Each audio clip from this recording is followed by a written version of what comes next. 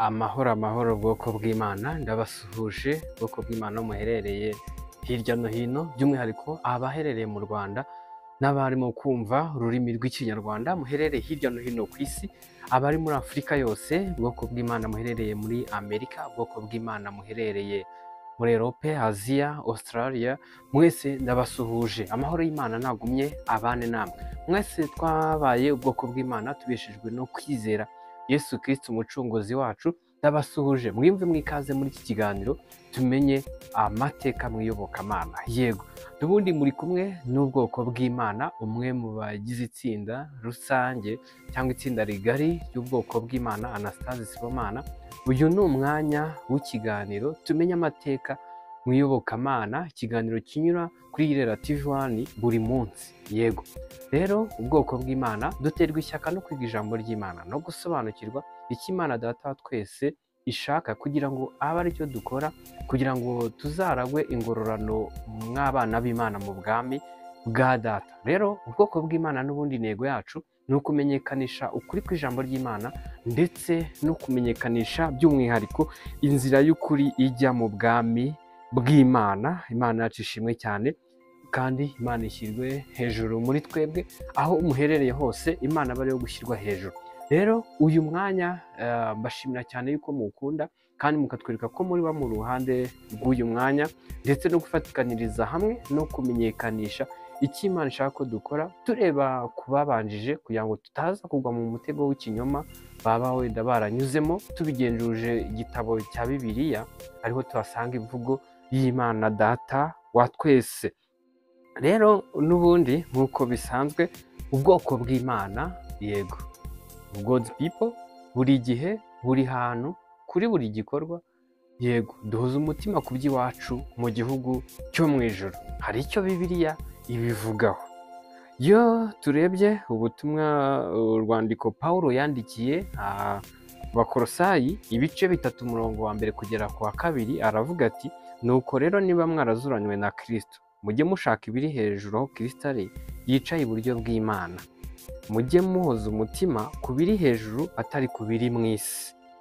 Yego, na Matayo abivugaho ati: nimukibikire ubutunzi mu isi, aho inyenzi n'ingese ziburya kandi abajura bacukura bakabwiba.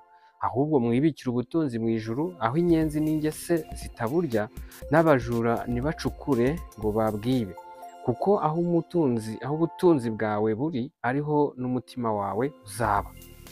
Ariko tutagiye kure, turebye ku rundi ruhande, hari abibeshyera bakanatubeshya ko ari ubwoko bw'Imana, God's people, ariko aho bahoza imitima yabo hari abatamaza.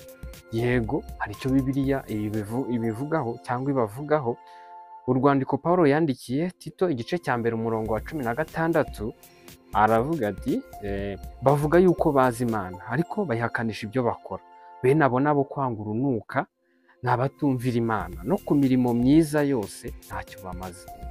N'ubutumwa bwiza, yego, bwanditswe na Matayo, ibice 7 umurongo wa 16 kugera ku wa 17. Matayo yavuzeho ati: muzabamenyera ku mbuto zabo. Mbese hari usoroma imizabibu ku mpungenge cyangwa imbuto z'umutini ku gitovu? Nuko igiti cyiza cyose cyera imbuto nziza, ariko igiti kibi cyera imbuto mbi. Yego, Pawulo nawe yabibwiye Timoteyo mu rwandiko rwa 2 yamwandikiye, ibice 3 umurongo wa 5, aramwandikira amubwira ati: bafite ishusho yo kwera ariko bahakana imbaraga zako, abameze batyo ujye ubatera umugongo. Yego, urwandiko kandi Pawulo yandikiye Abafilipi, ibice 3 umurongo wa 18 kugera ku wa 19, aramubwira ati, ababwirira hamwe Abafilipi ngo hari benshi bagenda ukundi, abo nababwiye kenshi, nanone ndabababwira ndira yuko ari abanzi b'umusaraba wa Kristo. Amaherezo yabo ni ukurimbuka, Imana yabo ninda. Biratana ibiteye isoni byabo, bahoza umutima ku by'isi. Rero turebye kuri ibi byose tuvuze haruguru, kuri izi mpande ebyiri, niyo mpamvu ikintu hari igihe kirekire mu buzima bwawe kandi ugatanga imbaraga n'ubutunzi ku bw'intego y'icyo kintu, icyo kintu niyo Mana yawe. Yego, n'ubundi nk'uko bisanzwe, iki ni ikiganiro tumenya amateka mu iyobokamana kinyura kuri IRERA TV1 buri munsi. Yego, tugiye kurebera hamwe ibyaranze iyi tariki ya 8 z'ukwezi kwa 11, ariko turareba n'ubundi kuko turareba mbese abantu babayeho mu gihe cy'aya mateka bakoraga iby'Imana ishaka.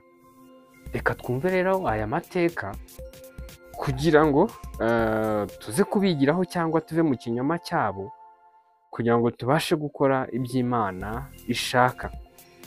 Muri iki kiganiro tumenye amateka mu iyobokamana, twifashishije igitabo cya Bibiliya kugira ngo tumenye nyirizina icyo Imana ishaka, kugira ngo abe ari cyo dukora.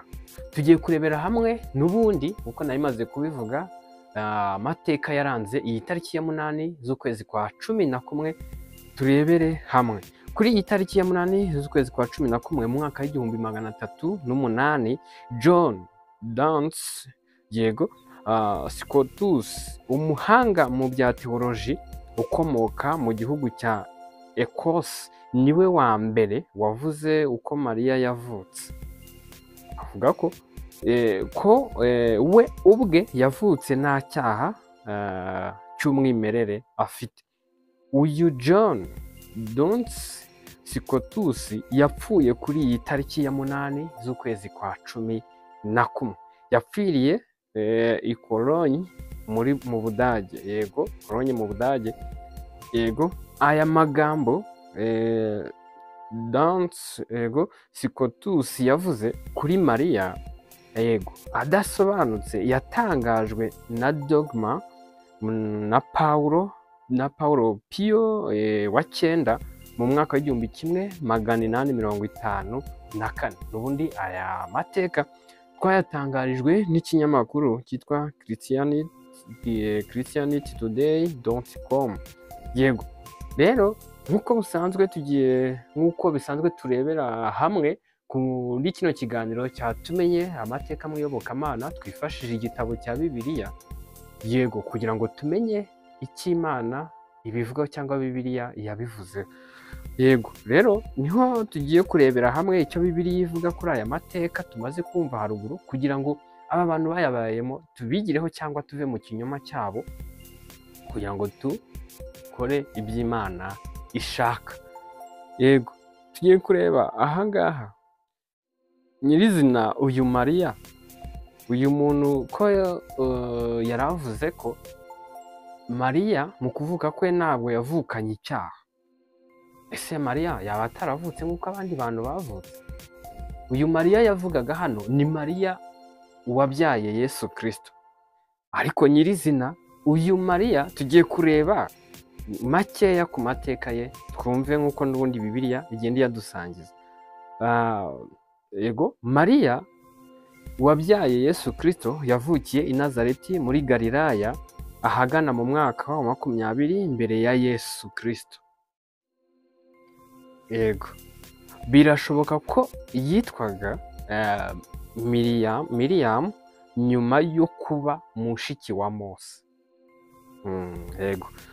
Mariya wabyaye Yesu Kristo yari yarabengutswe na Yosefu, umubaji w'Abayahudi. Noneho kandi ubwo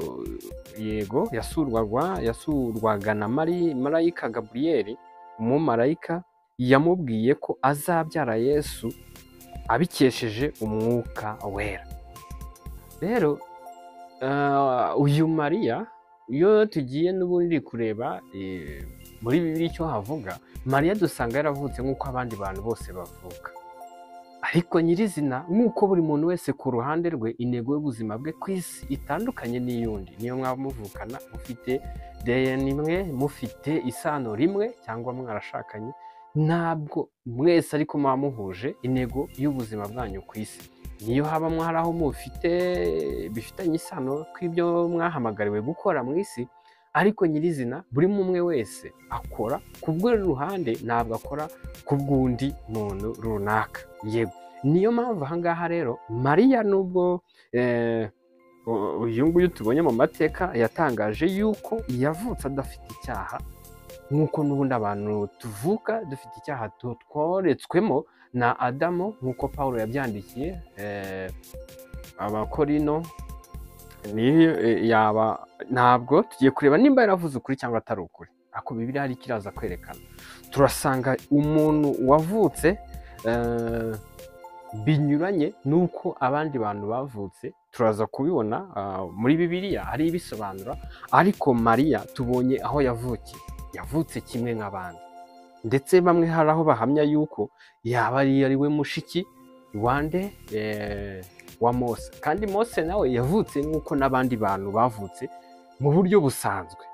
Tugiye kureba nyirizina ubundi Bibiliya ivuga iki kuri aya mateka, kugira ngo twigire kuri aba bantu ibyo bagiye bavuga n'ibyo bagiye bakora, kugira ngo tutaza kuteshuka intego Imana ishaka ko tubamo muri ubu buzima bwo mu isi. Niyo mpamvu nawe ngukumbuza ukunda gukurikira ikiganiro cya Tumenye Amateka mu Iyobokamana, ibyo wize n'ibyo wamenyeyemo ntukabyihererane, ujye ubimenyesha abandi, ubaha link y'ikiganiro bumve nabo babisobanukirwe, cyangwa nabo mwabashije kuba muri kumwe nyirizina mwibonaniye, mubashe kuganira ku ibingibi mu buryo bwuzuye, kugira ngo tugendere mu kuri Bibiliya ivuga cyangwa icyo Imana yavuze ibinyujije muri Bibiliya. Yego, niho tugiye kureba ahangaha, mbese Mariya wabyaye Yesu Kristo yarabengutswe na Yosefu w'umubaji. Ahangaha twari tumaze kuhareberaho ko tugiye kureba ukuri kwa Bibiliya icyo kurimo kuvuga. Mu by'ukuri turebe nyirizina umuntu wavutse binyuranye n'uko abandi bavutse, kuko tuzi yuko umuntu wese ubyarwa n'umubiri, kubyuka k'umubiri, akana kakavuka bakajya kurya ubunyano cyangwa bakishimira yuko umuntu yaje mu isi. Uwo muntu wese aba avutse avukiye mu cyaha twashyizwemo na sogokuruza ku bw'umubiri Adamu, tuvukana icyo cyaha. Ese Mariya ntabwo yaba yarabyawe n'umubiri? Mariya ntabwo yavutse ku bandi bantu bari bariho babyawe n'ubundi n'abandi bantu? Turaza kubireba tubimenye umuntu waba utaravutse bikomotse ku bw'umubiri. Yego, turusome turebe ukuri kwa Bibiliya cyo kubivugaho muri Matayo igice cya mbere umurongo wa 18 kugera ku murongo wa 25. Turebe icyo Bibiliya ivugaho. Kuvuka kwa Yesu Kristo kwagenze gutya: nyina Mariya ariwe twavugaga, nyina Mariya yari yarasabwe na Yosefu, ariko yari ataramurongora, babana afite inda y'umwuka wera.